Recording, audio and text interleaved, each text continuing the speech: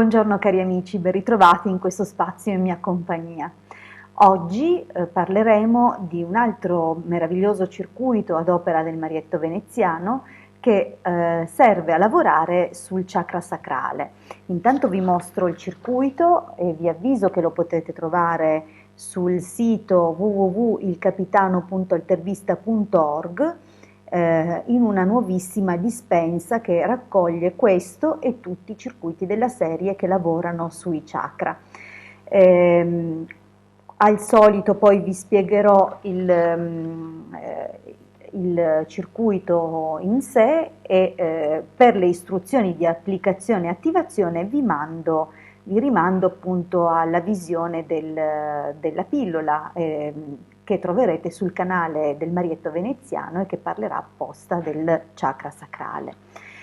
Vediamo però cos'è questo chakra sacrale, come si manifestano gli squilibri di questo chakra e in che modo possiamo intervenire.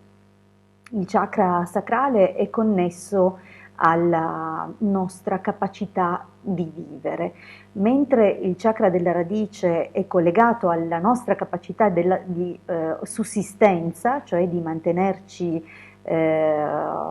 come dire, di prenderci cura di noi, di mantenerci dal punto di vista materiale. Il chakra sacrale invece è legato alla vita e alla morte, in fondo è un chakra connesso con l'elemento acqua, profondamente collegato con il segno zodiacale dello Scorpione. Infatti lo Scorpione ha dominio su quell'area del corpo a livello di influenze astrali e dunque immaginiamo anche le varie connessioni multilivello e multidisciplinari che ci possono dare delle indicazioni in più.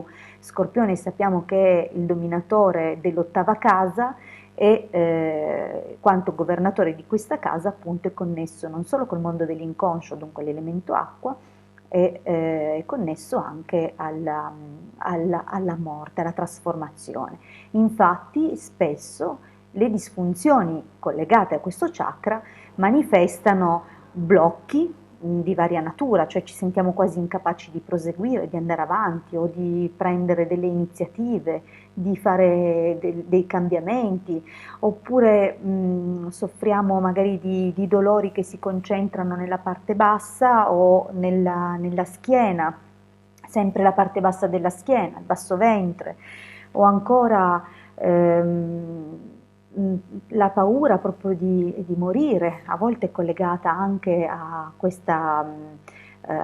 questo blocco legato proprio al malfunzionamento del chakra sacrale, oppure addirittura una vita sessuale non appagante, non sufficiente e magari con qualche problematica, qualche fastidio. Dunque tutto quello che riguarda la nostra capacità di vibrare gioiosamente, di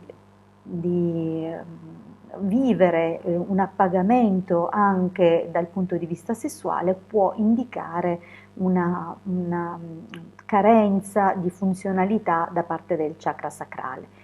Per controbilanciare però dall'altro lato l'opposto della medaglia può essere l'eccesso, dunque il fatto appunto di incanalare le forze che ci giungono appunto dalla terra, ma anche le forze universali che ci alimentano. Abbiamo detto come queste forze scorrono all'interno di noi salendo e scendendo costantemente, continuamente, come un flusso circolatorio eterico, astrale del nostro corpo, oltre che appunto i vari flussi normali del nostro organismo.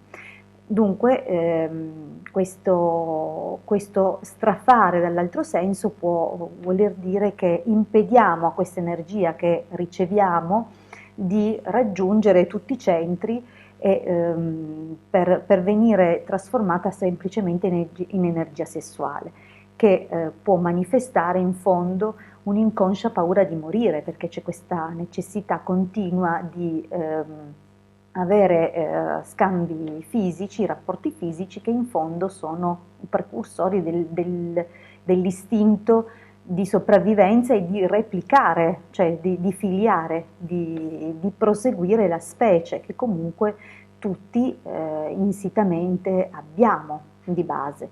Dunque, come correggiamo questo aspetto? Abbiamo visto che abbiamo qui uno strumento molto importante, come stiamo vedendo gli strumenti finora che il Marietto Veneziano ci ha generosamente donato e andiamo a guardare appunto il circuito. Come sempre la cornice che racchiude e come dire, tutela, protegge tutte le informazioni racchiuse all'interno e con il simbolo dello smagnetizzatore che permette appunto di evitare la saturazione di questo circuito sia delle forze del testimone che comunque hanno una loro vibrazione, sia di forze esterne che possano interferire con il lavoro e dunque mantiene le vibrazioni originali del circuito sempre ottimali.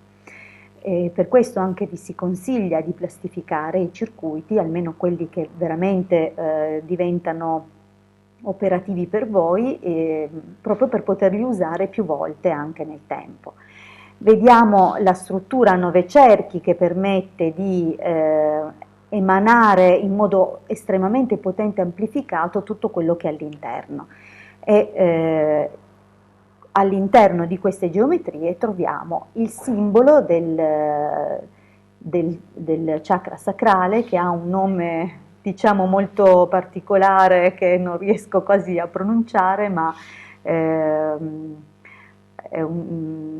vediamo se si chiama Svadhisthana. Svadhisthana, chiaramente non garantisco sulla pronuncia, però questo centro insomma ha questo simbolo e dunque anche qua si attinge a un significato ormai millenario che è comunque carico di vibrazioni che riguardano proprio il chakra sacrale. All'interno una stringa estrapolata dal Marietto Veneziano che permette proprio l'armonizzazione del chakra.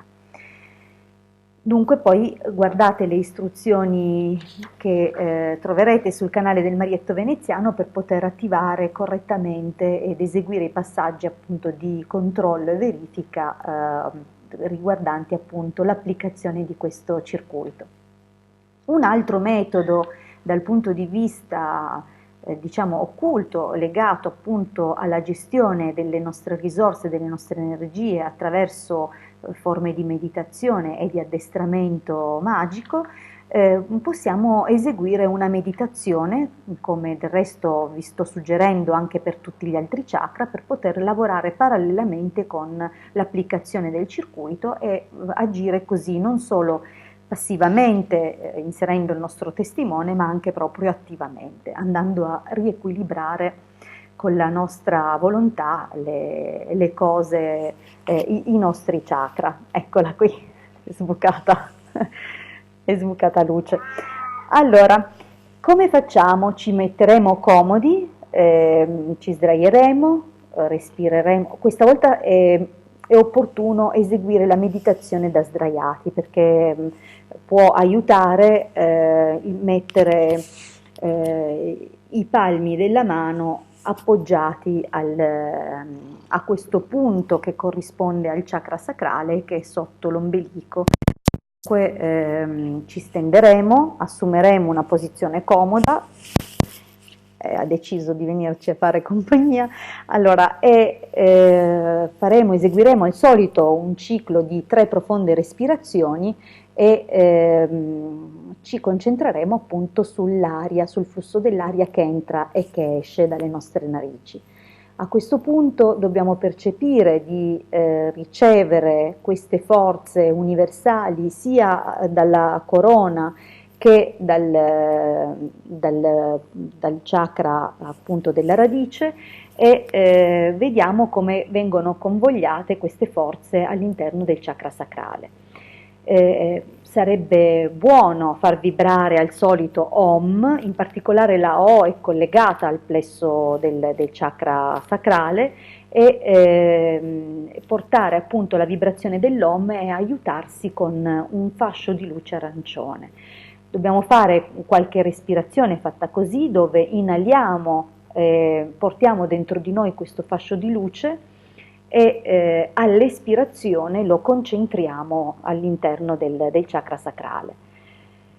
Bene, io vi ho detto come procedere, dopo almeno 7 respirazioni possiamo tranquillamente riaprire gli occhi e tornare alle nostre attività, oppure permanere nella meditazione e magari farci un riposino che fa sempre bene. Comunque un altro modo per tenere, un modo più attivo anche, per tenere vivo funzionale questo chakra può essere per esempio fare della ginnastica che comunque concentri le attenzioni nel basso ventre, oppure ballare, magari se avete un marito o una moglie che amano i balli di coppia, perché no? Questo oltre ad affiatarvi di più smuove delle benefiche energie.